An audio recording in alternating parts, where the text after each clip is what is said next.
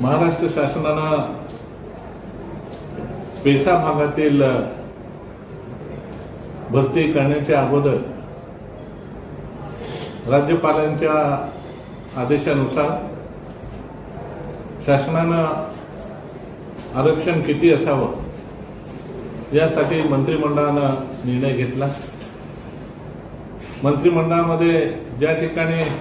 आदिवासींची लोकसंख्या ज्या तालुक्यामध्ये ज्या जिल्ह्यामध्ये 50% पेक्षा जास्त आहे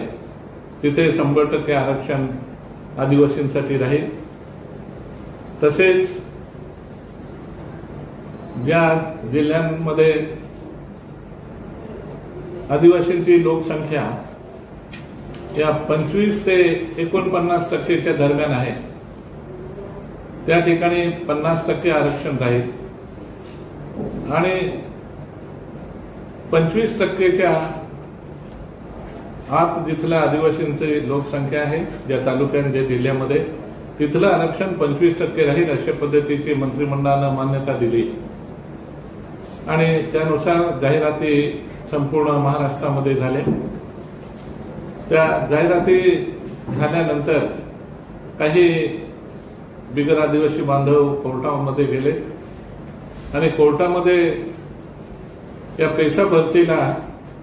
कुठेतरी रुकावट त्या ठिकाणी निर्माण झाली आणि त्यामुळे आदिवासींमध्ये मोठ्या प्रमाणामध्ये असंतोष बघायला मिळाला। म्हणून शासनानं असं ठरवलं की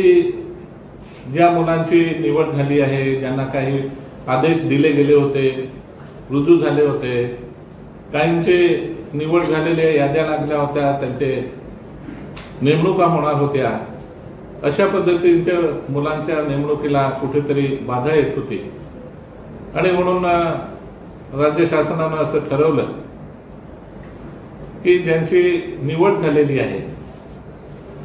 ज्यांची निवड झाली याद्या लागल्या आहेत आणि ज्यांचे आदेश तयार होते किंवा ज्यांना आदेश दिले होते परंतु काही कारणामुळे पुन्हा त्यांना नोकरीपासून थांबावं लागलं, अशा सर्वांना मानधन तत्वावर नेमणूक द्यावी आणि मग कोर्टाचा निकाल लागल्यावर ज्यांच्या बाजूने निकाल लागेल त्यांना तर आपण नियमितपणानं भरणारच आहोत, पण समजा विरोधात गेला तर आज ज्यांची निवड झालेली आहे किंवा ज्यांची प्रक्रिया झालेली आहे आणि प्रक्रियेमध्ये निवड झालेली आहे त्यांना जर विरोधात निकाल गेला तर अधिसंख्य पदावर नेमायचं अशा पद्धतीचा निर्णय आदरणीय मुख्यमंत्र्यांच्या आणि उपमुख्यमंत्र्यांच्या बैठकीत झाला आणि त्यानुसार आज मानधन तत्वावर या ठिकाणी आपण नेमणुकीचे आदेश पारित आपण या 2 दिवसात करायचे ठरले आहे। काही ठिकाणी नेमणुका झाल्या आहेत। आपल्या या पेसा एरियामध्ये एकंदरीत 6,931 पदं होती आणि 6,931 पदांपैकी ज्यांच्या निकाल लागले आणि ज्यांच्या